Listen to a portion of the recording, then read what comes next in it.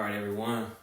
Welcome back to this week's session of Banks Wants You to Know, your latest source for financial discipline and literacy.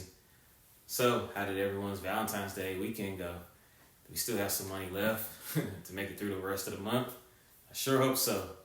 Also hope everyone enjoyed their holiday and that all of you felt appreciated in some form or fashion. Now it's time to get back to the basics, see if we can put some more appreciation into our money usage. So today's topic on the board should be familiar to all of you who are watching and listening today. We'll be discussing the main source of spending for most people in this country or even in the world, the debit card. It has made spending your hard-earned money so much easier and has almost made the use of coins and bills and checks obsolete. Thankfully, there's still some use for, those forms of money, because you and I know that there are a couple of drawbacks to debit card usage. Those drawbacks or cons are mainly tied to like the mental component of using the card, of us using the card. It's given us more power and confidence to spend money, especially once we know that we have a deposit coming in, a gift from someone, a loan, or any other form of added funds into the account, which in my opinion has really caused us to having a spend now, check your bounce much later type of philosophy. This of course can lead to out of control spending, leading us to either, embarrassment at a store when the card gets declined, or a big surprise or letdown when we finally check our accounts to find out our money has disappeared. So today, I hope I can persuade you all to track our spending, watch and improve our spending habits, and even a little education on debit cards and the checking account that's associated with the debit card. And so, speaking of education, let's go ahead and dive into that first. All right, so this information is especially for those really going into their first job, teenagers, getting their first bank account, and those who are just simply interested in learning really how these things work. So the debit card and a checking account are tied to each other. In other videos, I've touched on savings accounts. A debit card would never pull funds to spend directly from a savings account because not only are those funds not meant to be spent, but the account is not directly tied to the debit card. You would have to make a transfer of funds from a savings into a checking to make it available to spend from your debit card. So I used to hear some customers request to put cash or a check on the card. Although this is technically correct, a deposit is really more than it just being on a card. There's an account called a checking account that holds the money. It's kind of like having a light bulb. You know that it's used to provide a light, and once it gets screwed in, but a connection behind the scenes has to happen, which is basically the wiring behind the ceiling or a wall. Then the light switch activates the light.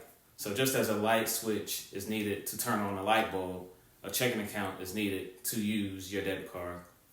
Next tip, also there's an input/output situation here. You can only spend what has gone into the account, nothing more or nothing less. And the funds have to be immediately available for them to be used. So if there's a hold on funds for some reason, such as a hold on your check your bank has decided to do, or if there's a freeze or a lien of some sort, then the amount that's affected cannot be used until those funds are made available. In a way, the debit card has almost replaced the need for a checkbook. So back in the day, I'd say maybe even before the early 2000s, check writing was popular for bills and for other payments. They would be used at grocery stores, department stores, and really to pay other people. When paying bills, people would write checks and send them in the mail. Now think about the risk of doing that. Aren't you thankful that there is a simpler way now? So once I started working in the banking world, I was able to get 4 free checkbooks.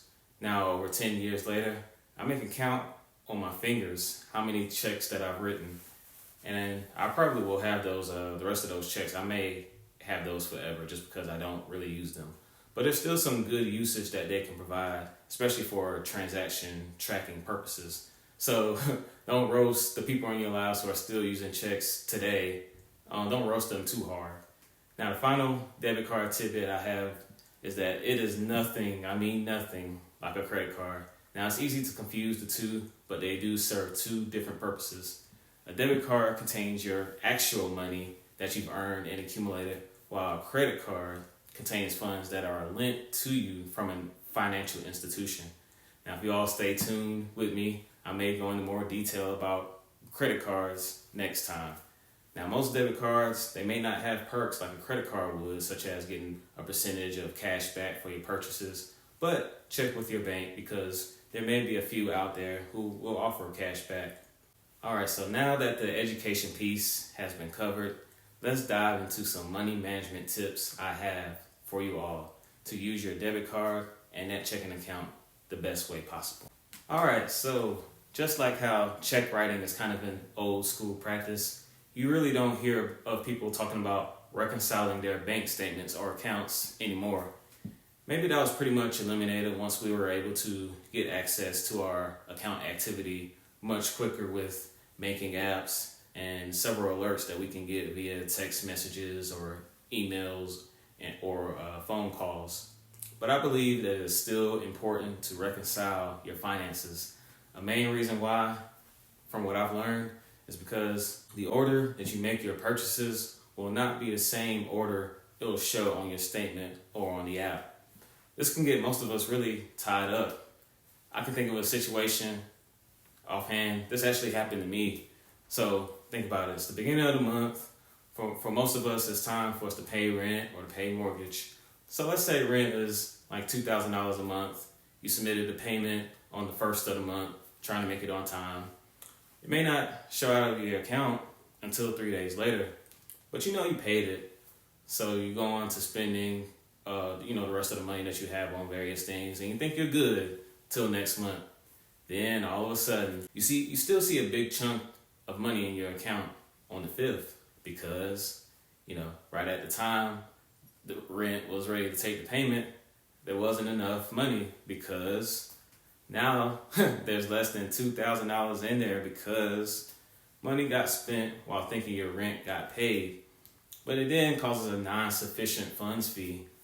Now you're losing more money. Now you're scrambling to make the payment submission again to avoid it being late. Avoiding you getting another fee.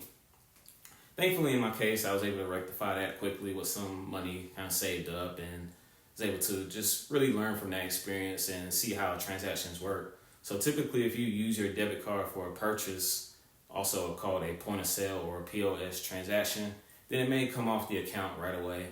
But if an account number is given in the form of an electronic check payment, then it rarely ever comes off immediately. Then there are some merchants who will charge a few dollars extra for debit card use on an online payment, a convenience fee, I guess. So I can understand why people will choose to give the account information instead to make a payment. But we just have to keep track by lining up what we've spent and comparing it to what we see on our account activity. I'll show an example of that later. For the next account management tip that I have for you all, I believe that this one here is really just an unfortunate result of not tracking your debit card spending, which is overdrawing your account. Basically, that means when your account goes into the negative below $0. Now, I know most of us, even myself, we would think, I don't have the money. Why didn't the company just decline the transaction? But depending on the type of purchase the institution may allow just to go through, you'll just have to owe them and make a deposit quickly.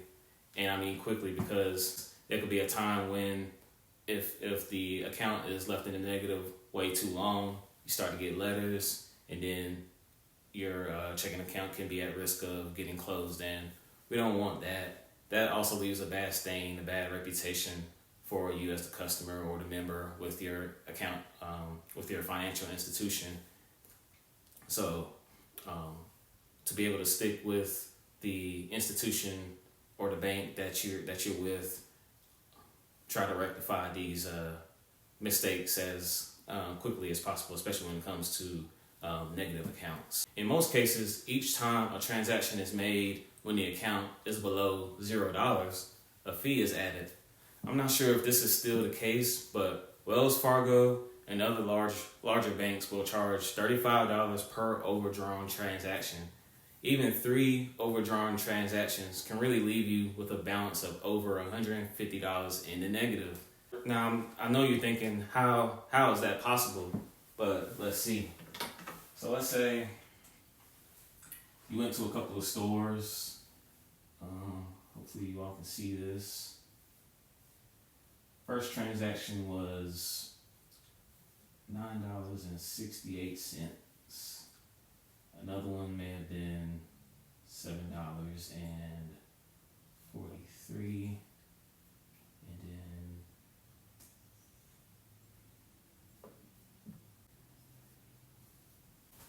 so let's say when you made this purchase of $9.68, that's when your account was in the negative, and they're allowing these next two to go through. So for each overdrawn transaction, you multiply that by 3, that's 105. Add these up.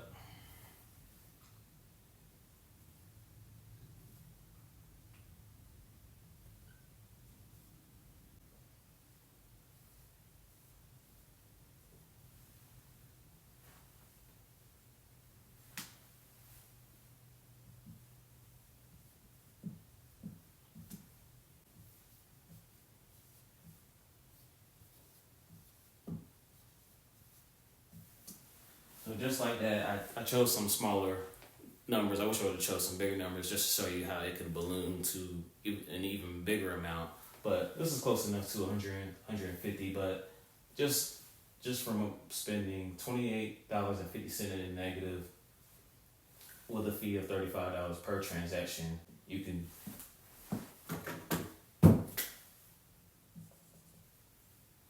be in the red for much larger than what you anticipated.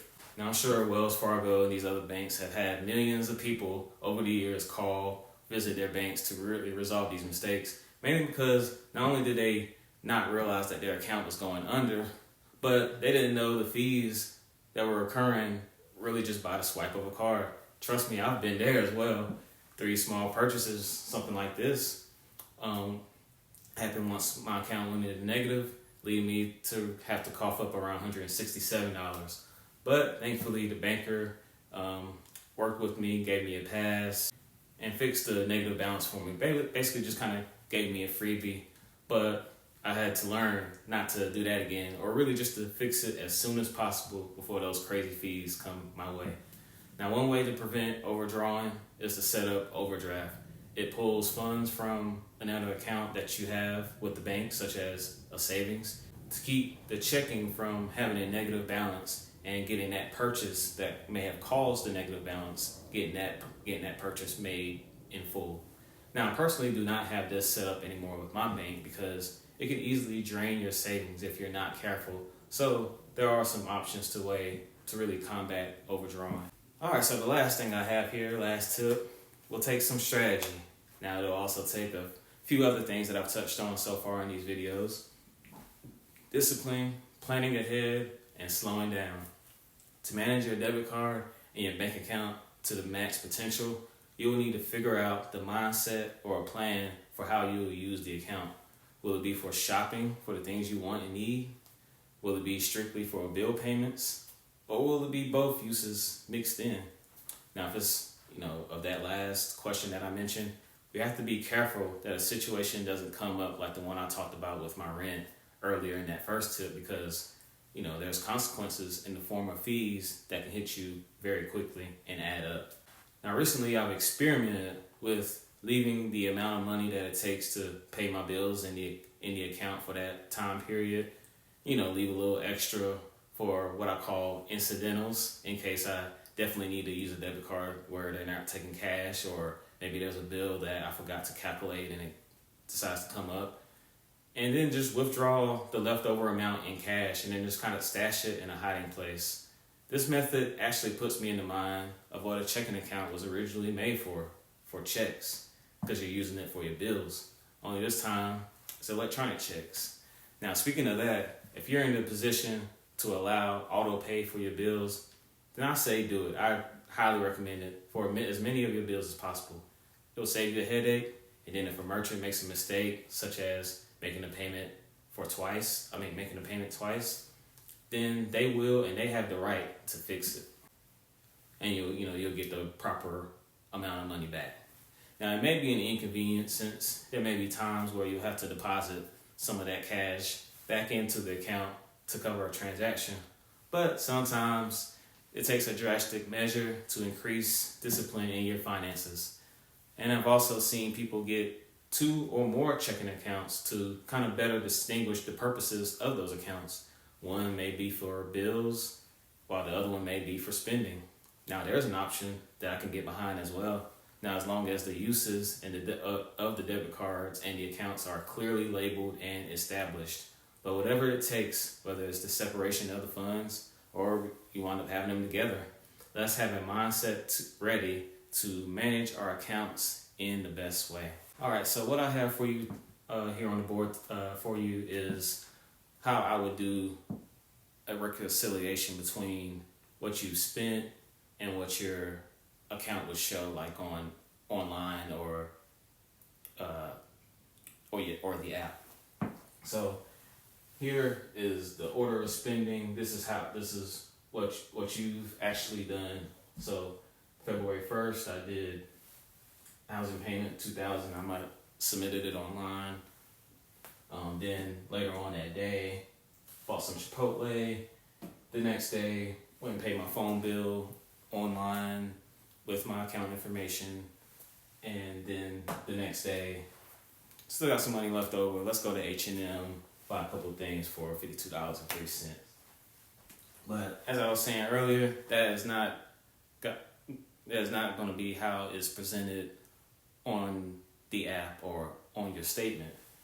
It may more be like this. You used your card on both of these purchases, point of sale, so these are going to reflect right away.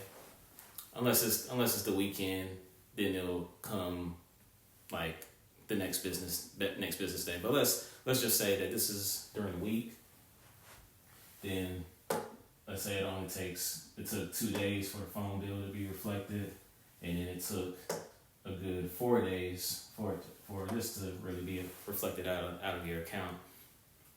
Now let's say, all right, we didn't do this. You didn't really know about this, and all of a sudden you've done these purchases, and maybe another one or two, and you wound up with $1,980 that you really don't know that's available. You really didn't know that was available because you thought that this would be paid, and you have it in your mind that it's going to be paid. But since this is taking 3 to 4 days for it to really be reflected out of your account, it sees this amount, not 2,000 or more, so it can't pull. Then all of a sudden you have an NSF fee. So I think when you sit down and write these out on a sheet of paper or on a register that you can also get from your bank, then you'll kind of know how much you spent, how much you'll have in your mind, really written out on paper, so that when this shows up, this will be better. You can have a better understanding of how things work, and you won't overspend.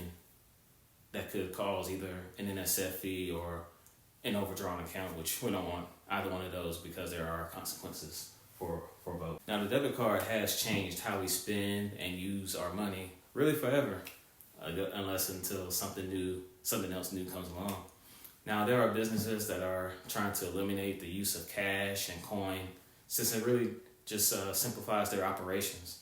Who knows if cash will completely be eliminated and we'll only have debit cards to rely on. Now, there's that popular saying, cash is king. I mean, it really actually has a meaning that expands beyond physical cash, but we may get into that later. So it could stick around for a little while longer, but until then, let's sharpen our management skills with our debit cards and our checking accounts so we can be ready for whatever comes our way. Now, I want to bring your way the verse of the day, which comes from Proverbs 16:22, and it reads, "Prudence is a fountain of life to the prudent, but folly brings punishment to fools." Now, I went to look up definitions of some of these words to give us some clarity on the verse. Prudence means the quality of being prudent or cautiousness. Prudent means acting with or showing care and thought for the future. And folly is defined as lack of good sense or foolishness. Now, as I think about what it means to be prudent, I thought about that well-known verse, Jeremiah 29:11, which talks about when Jeremiah was receiving a word from the Lord given to the Judah tribe of the Israelites after they were defeated by the Babylonians, and told them that the Lord had plans for them, plans to prosper, not to harm them, and plans to give them a hope and a future. But we cannot have a great financial future if we continue to spend our money recklessly without a well thought out plan. Now, managing our money can be hard, and we've had our share of folly-like decisions. I've even had them. Thankfully, we are not completely drained by these decisions, and we have a chance to rebound. Now, with God's guidance, we can use the wisdom that He gives us as long as we ask for it, but not only to apply to our financial status, but to also apply it to other areas of life. Now, I'm sure we would like to be labeled as prudent instead of one who practices folly. And that completes the end of our session. I'd like to thank you all for taking the time to check out this week's session of Banks Wants You to Know, where financial discipline equals financial success. Now, please like, subscribe, follow, or share this video if I've said something that you will consider useful in your financial journey. Tune in next time to hear something I want you to know. Thank you. Class is dismissed.